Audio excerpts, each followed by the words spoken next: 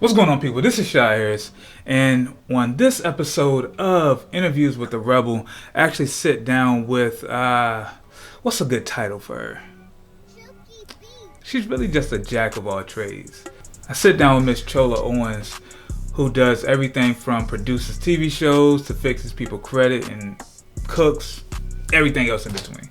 So this is a great episode where we talk about all of her different passions, how she got into it, how she actually built a name for herself in the community with doing all these different things. So if you feel like you're a jack of all trades and really just trying to figure out your way, then this is the perfect episode for you. So this is the Chola Owens episode. Alright, what's going on, people? This is Shy Harris of the Rebel Society, and today we are doing another episode of Interviews with the Rebel. So if this is your first time watching Interviews with the Rebel, the whole purpose of it is this, where I sit down with creators, entrepreneurs who are just doing great and real innovative things that kind of stand out. But we also talk about how they actually market their business, how they got to where they're at, and so on and so forth. So today we actually have a person that I've known of for a couple years, but this is really my first time meeting you face to face. Yes.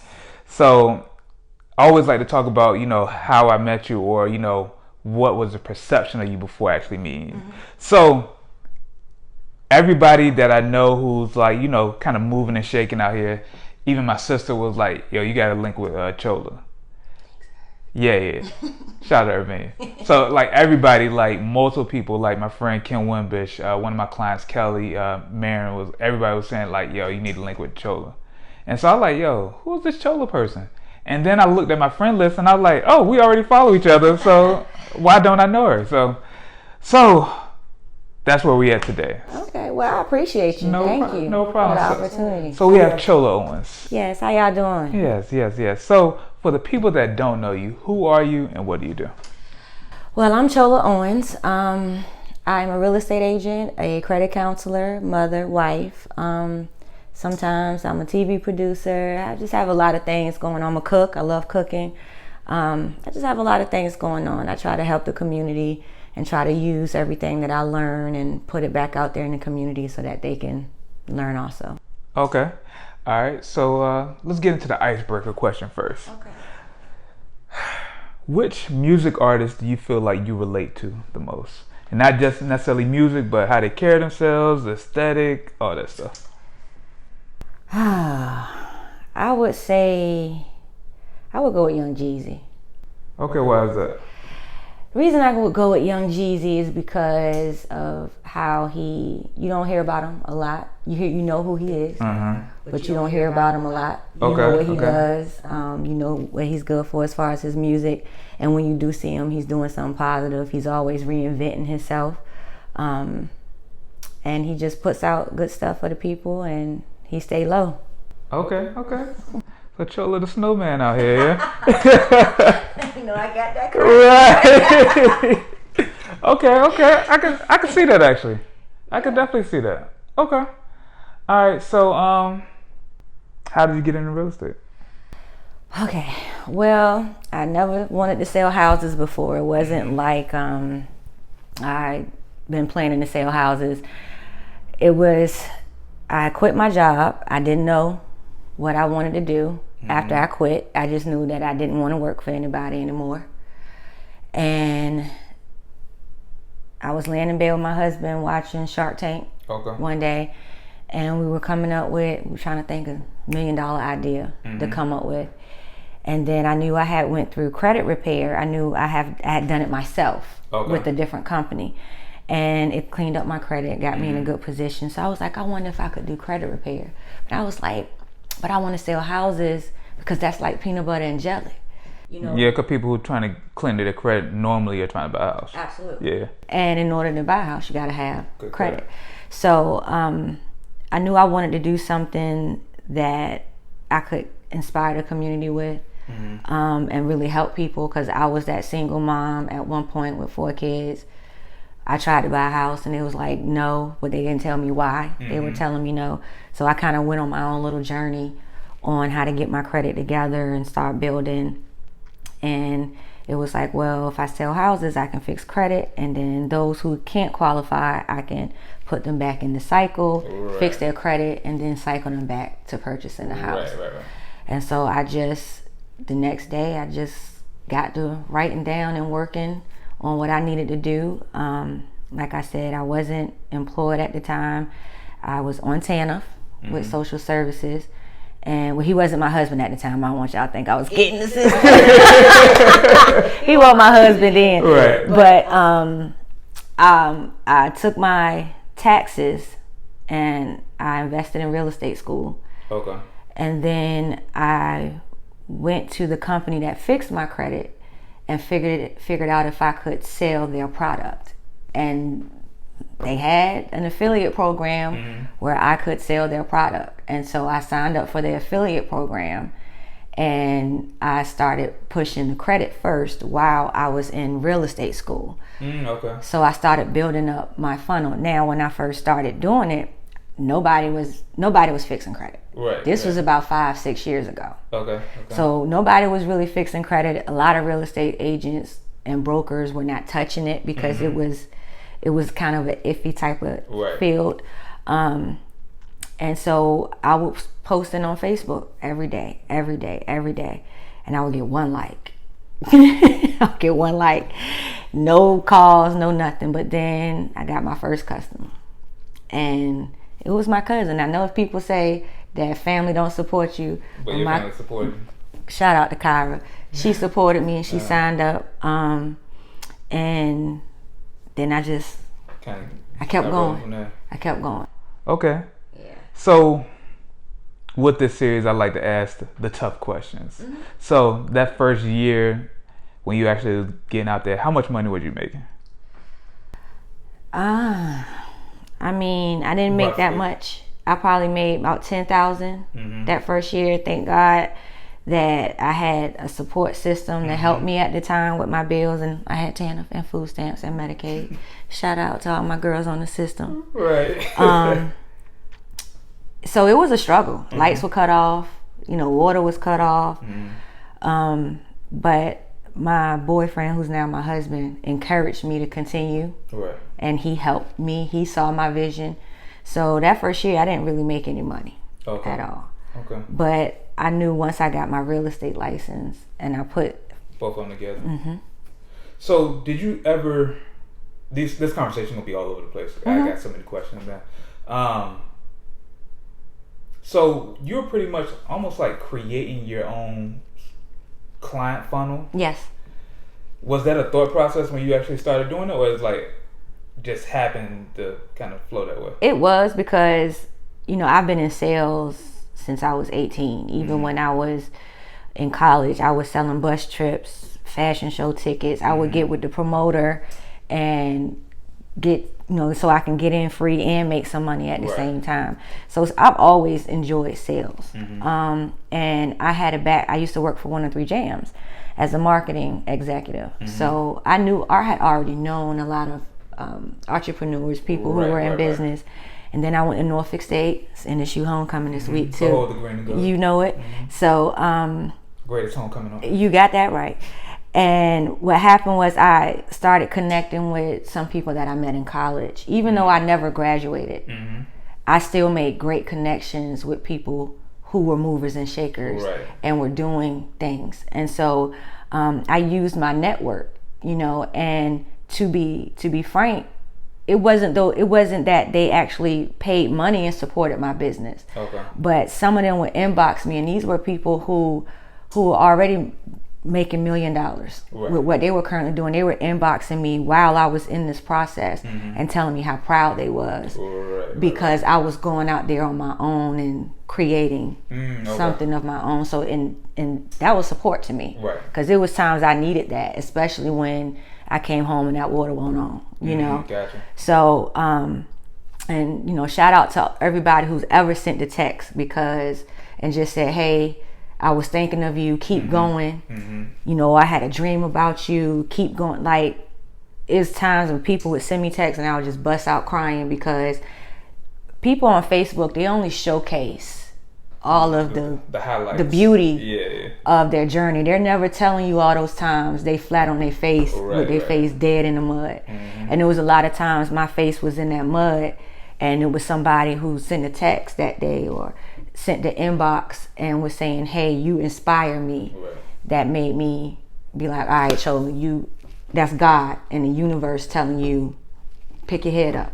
It's time to do what you need to do. Okay. Even though you said you got your first client from your cousin, how did you start to get like those first couple of clients? Like, what were some things that you were doing for that? First and foremost, I was with Lexington Law Firm, and I had been with them for 2-3 years before I even started selling the product. So I actually used the product first. Oh, okay. So I was able to. And what were you selling? Just credit repair. Okay. So I was actually able to tell people how the process goes, and I was able to say, hey, this is what it did for me in this matter of time. Okay. See, I think a lot of people, they do network marketing and they sign up for all of these different things you can do to get discretionary income and make extra income, but they aren't they're getting sold. You know, you're not actually using the product first to get an idea of how to sell it and how it works. Okay. And so for me, I have to be connected to a tangible product. Okay. You know, you have Lexington Law gave me a tangible product at the time. And I sold the product, and as I was selling the product, I learned their pitches, I learned their processes, and then I outsourced to a good friend of mine who had his own credit business, because Lexington Law is very slow in how they clean up, because they want you to continue to pay that money each month. And so I wanted to find a faster solution for the clients that I did have coming in, because like I said, I needed these clients to qualify for real estate.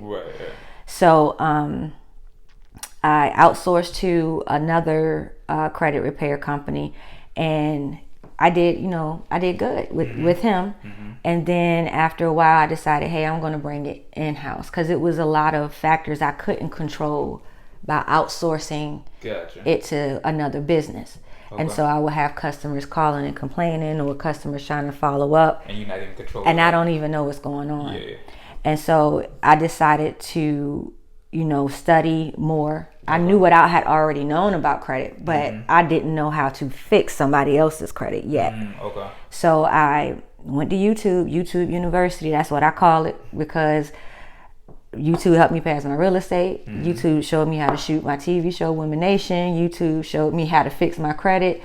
YouTube is, it has so much information. So I just decided to go learn how to fix credit, how to fix somebody else's credit. And then I did me and my husband's first, because I didn't want to screw nobody else's up. And then got ours together. And then I started bringing in my own clients. Then I created my credit business. So I went through 2 different levels before I actually started my credit business itself. So, but how did you actually get those first couple of people though? Just Facebook marketing, just every day. Even if you're not getting likes, if you're not getting shares. What were you saying every day? I was giving tips. I was giving out free information. I mean, I could say all day, who want their credit fixed? Comment below. I can say all day, hey, I fix credit. Let me know if you want me to fix your credit. But I needed to show people that I knew what I was doing. I needed to show people that I was knowledgeable about the tools and the products that I was trying to get them to buy. And so I would put credit tips up there. And then with my cousin, once her score started going up, I was able to take her results and post like a testimonial and post them and show people the difference. And so, and to this day, I still fix credit for free. Sometimes or I'll discount it just to show people and give them results, because word of mouth is the best form of advertising. So a lot of people have told me, because like pretty much every week I put up a YouTube video about something that I know how to do, where I just give value to people that's watching, as far as being an entrepreneur, being creative, just tangible things that they can actually do to actually help their business. A lot of people have reached out to me and say that, hey, you probably shouldn't do that, because people will take what you use and just do it for themselves. But for me, it works out because most time either they're going to do it themselves and they're going to give you credit for teaching them how to do it, or they're not going to follow your advice and they're going to still come to you to pay for you to actually do that service. What are your thoughts on giving away free tips and advice? Now, we talking about Cho about to tell you, answer that question. Okay. Chola's going to move away and Cho going to answer that question. Cho, okay. Now you see a whole bunch of real estate agents fixing credit. They weren't doing that. They weren't doing that 5-6 years ago. I can see that. And some of these people you've interviewed inbox me because I inspired them. Right. And now they're doing real estate and credit, and they were doing something else. Right. And so I've had it done multiple times, over and over and over again. And in the beginning, I used to be in my feelings, but after a while, I realized that if I was truly trying to help people and give them that knowledge, then God was just multiplying the people that was able to deliver it. I got into it. I never got into credit repair and real estate to make money. I got into it to help single mothers and to help families. So you didn't want to make no money with it? No, I'm not going to say I didn't. Okay. I knew it was going to make money. You gotta keep it real. I mean, but at the end of the day, it was more of a service for me. My satisfaction comes from somebody saying, or buying that first house and they're a single mom with kids, or they're starting a new life, or I'm able to really help them. Now, don't get me wrong. Them commission checks hit hard. I'd be like, yes, okay.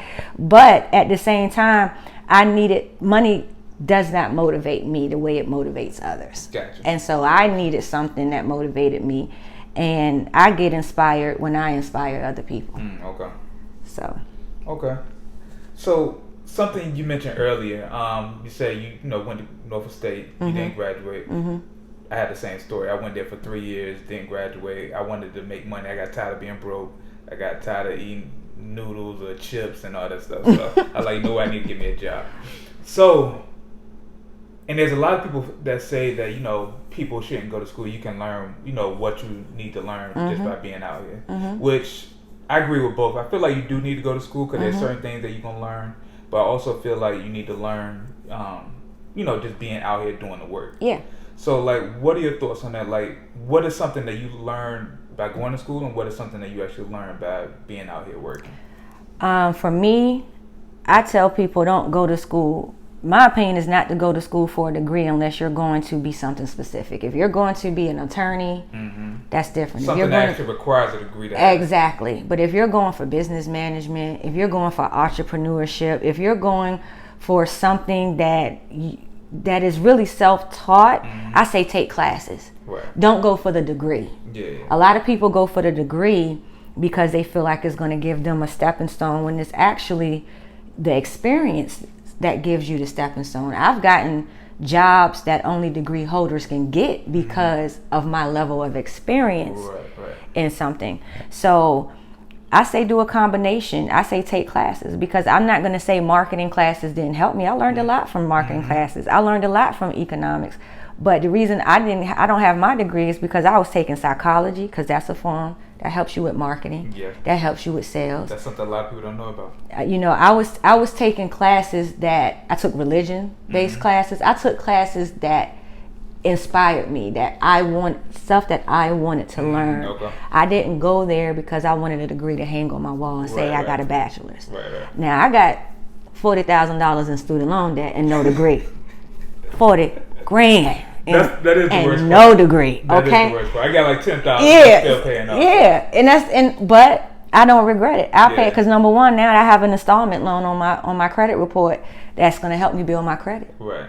So, I can look at it like, I'm going to have to owe 40 grand and don't have a degree. Or I can look at the experience I got. Like I said, I met a lot of movers and shakers that's changing the world. I went to Norfolk State 1 year.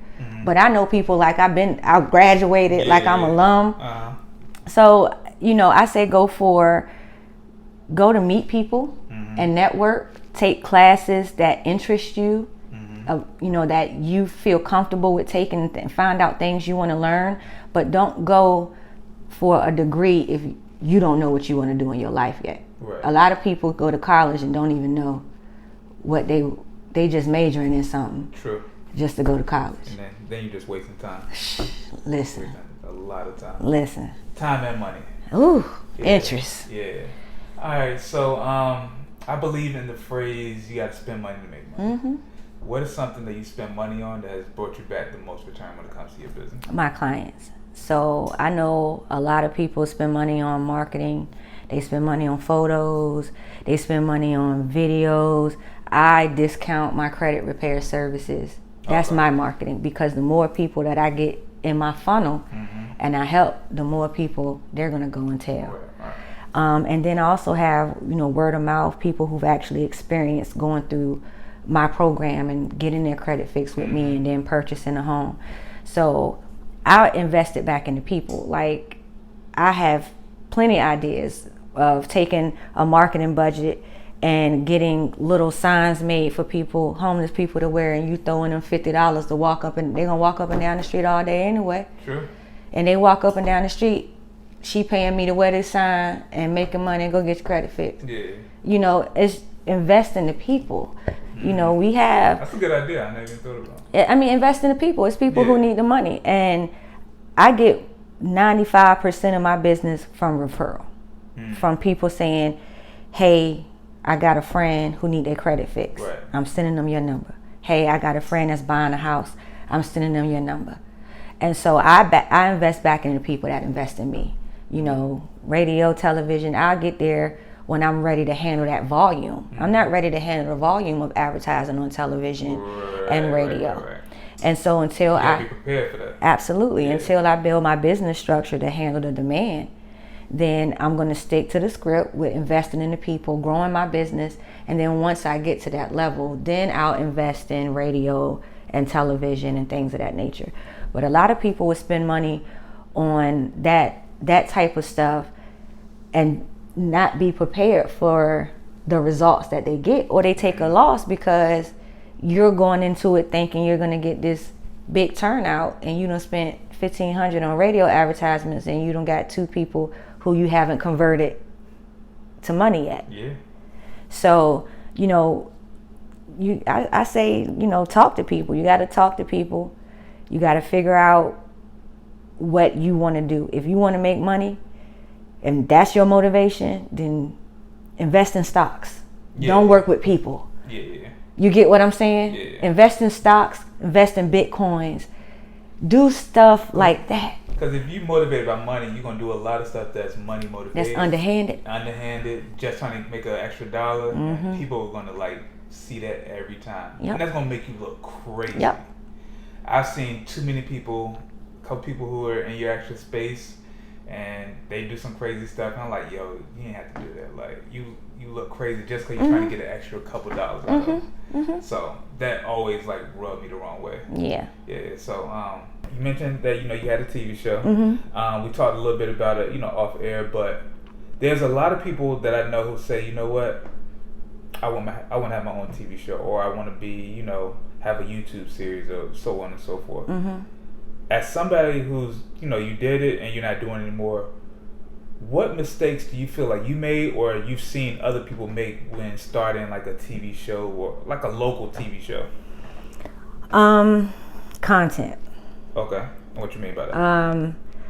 All the TV shows locally that I've seen try to be launched, the content wasn't what the people were looking for, in my opinion. Even my television show. I think we had a lot of great people on that stage. We had Jay Jones, who's a delegate in Norfolk. Shout out Jay. Yeah, and then we had LA Love, the boss from Instagram. And nobody even knew who she was when we had her. And now she's, she got her own little thing going. Yeah. But, we managed to get some. We had Quinn, Mika. We had a lot of great people come on that show who were entrepreneurs and trying to, do something different, because that's what we wanted the show to be based on. But I think content is very important. If you're not, I don't think we answered the questions of the people. We didn't show them, like you mentioned earlier, showing people how to make money, how to start. You know, we had instructionals on, hey, this is what you do to get this, to do that, to do this, then we probably would have got more views. Now, I will say we did one show that had great content. It was an African American museum in Petersburg, and it showed some great history, some Underground Railroad stuff, and we didn't even know it was an hour away. You know, so didn't even know about that. so we didn't know either. But we went up there, and that was probably one of our best shows that we did. But I didn't really do the show. I didn't do the show. I wanted the show to be nationally syndicated. I wanted it to get picked up, but I really did the show because I wanted to say I did a TV show. I wanted to see if I could do it. And then I did it, and it was like, I don't want to do it no more. You good? I'm straight. So, you know, that was more so of I wanted to see if I could take it out my head and put it on TV, and I was like, oh shoot, I did that. You know, so I'd say people, like, do it just to do it. Don't do it because you're looking for a certain outcome. If that's something you want to do, don't get upset because you didn't get the outcome you wanted. Be happy that you had the ability to take something out your head and create it. Like, but what about the people that really want an outcome from it, though? If you really want an outcome from it, you got to go hard and you got to keep going. All right. So what were, besides, you know, just content wise, what do you feel like were some mistakes? To me, I feel like I'm gonna give a couple of things that I just seen off the top of my head. A lot of people will try to go towards, not to, you know, blast them like a Sky 4 or a local channel that nobody watches. Nobody. Like, I don't even know what TV shows on these channels. I think we had I think my mama and our family was the only who watched it on Sky 4. Yeah, so like people will like say, hey, you need to go to like Sky 4 because they will give you a local TV show. But if nobody watches it and you got to pay them money for your show to be up there, yes, you do. You're losing money and nobody's seeing your show. Yep. So to me, that's like a major, like, I would never do anything like that. Yeah. You'd be better off just putting your stuff on YouTube or Facebook and kind of seeing what it's going to do. So, like, do you have any suggestions like that? Like, I say, I mean, it was a good experience because I saw Woman Nation in the TV guide. Like, that was huge for me. Like, I want a TV guide. You know what I'm saying? But it was an experience because I learned something. Now, I didn't make no money from putting it on Sky 4. I think what you should do in that instance is look at overhead. Overhead, time management is very important when you're doing any kind of business. I don't care what business it is. So with Woman Nation, we had poor time management. We didn't know what we were doing. We didn't consult anybody on how to do a TV show. We just went out there and we just did it. So just studying the craft that you are trying to create, you got to study. And we made a lot of mistakes because we just did it and we didn't research. We didn't do our due diligence. I think that's one thing. Another thing that I could think of when it comes to like content. I know a lot of people say, you know what, I'm gonna start a podcast, I'm gonna start a little YouTube series. And they get frustrated when they don't make money in the first week. But you gotta go to YouTube and figure out how to look up how to make money on YouTube. Right. A lot of people just feel like, you know what, I recorded something and put it out there, and I need to make $100,000 next week. No, with YouTube, you can. What you have to do, your keywords are the most important thing on YouTube. Keywords, titles, all that stuff. Very important. Because YouTube is a search engine, so people are searching. Exactly. Blah, and yours exactly. And you have to know those things in order to learn, and that's what building a website.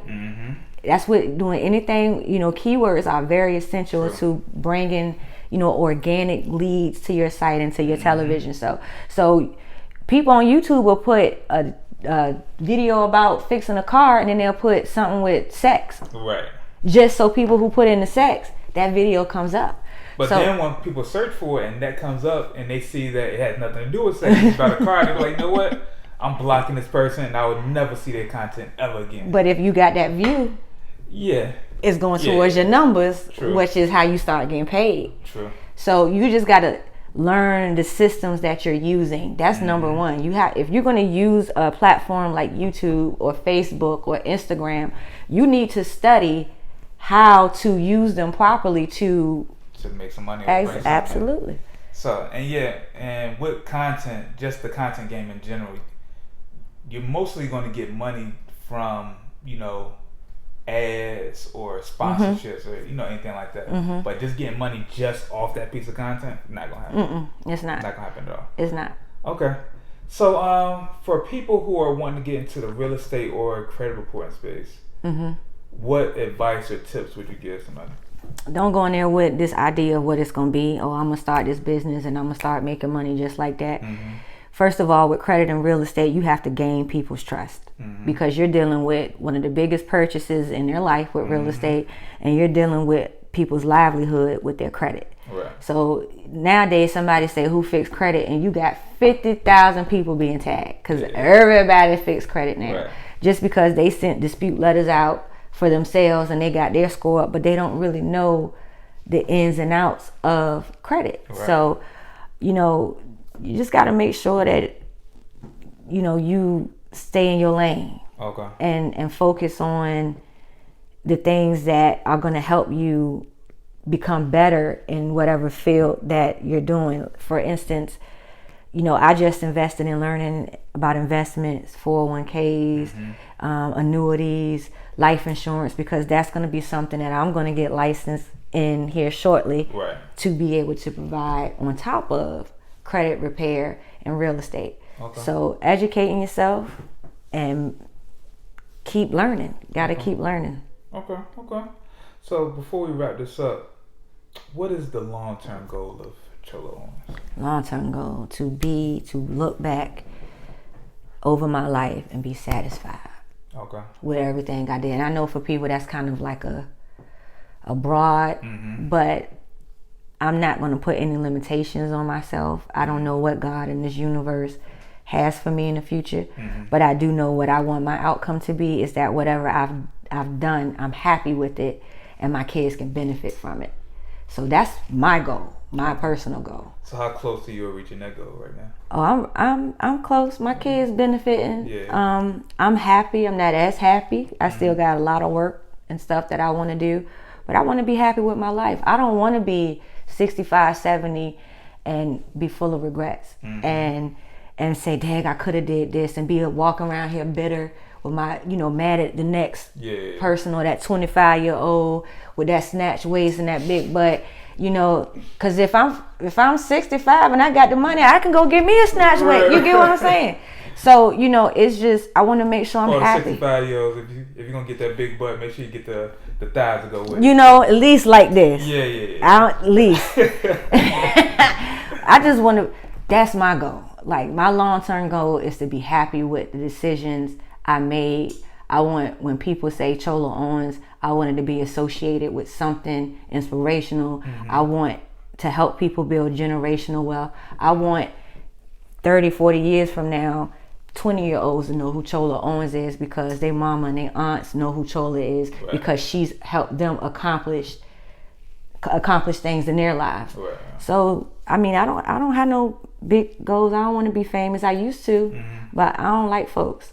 And I realized I don't like people. So there's really no point of being famous if you don't like people. That's true. I want to get the money famous people got. I want to get my money and go somewhere low key and just be chilling. Yeah. Just be chilling. That's all I want. So that's my long-term goal. And in the meantime, I'm just going to do what makes me happy. I'm going to get me a food truck. I'm going to record me a rap album. I'm going to record an R&B album. Y'all ain't got to buy it. I just want to record it just to say I did it. Right.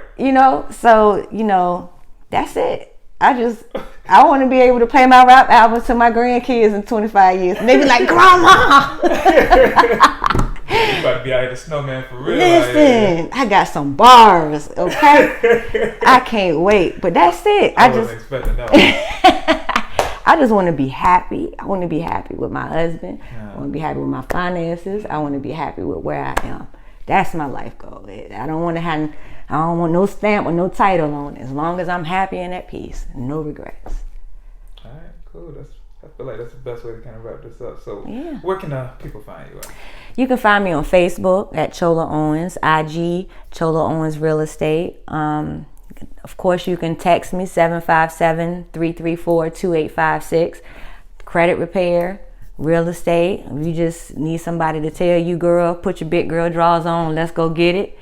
Hey, I do it all the time. People call me and text me and inbox me all the time asking me things that have nothing to do with credit and real estate because they just want my opinion.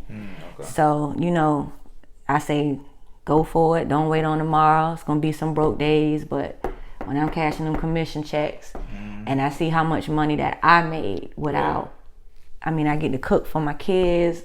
I get to, you know, make sure my house clean and not be stressed out, and, you know, I'm happy, and you go get happy too. It's time. I appreciate you allowing me to be on your platform. No problem. This has been a great conversation. I've enjoyed this. Me too. This is my first time on the camera since Women Nation. I had quit the game. I had to bring you back. Yeah, I'm back. Y'all be ready. Be ready.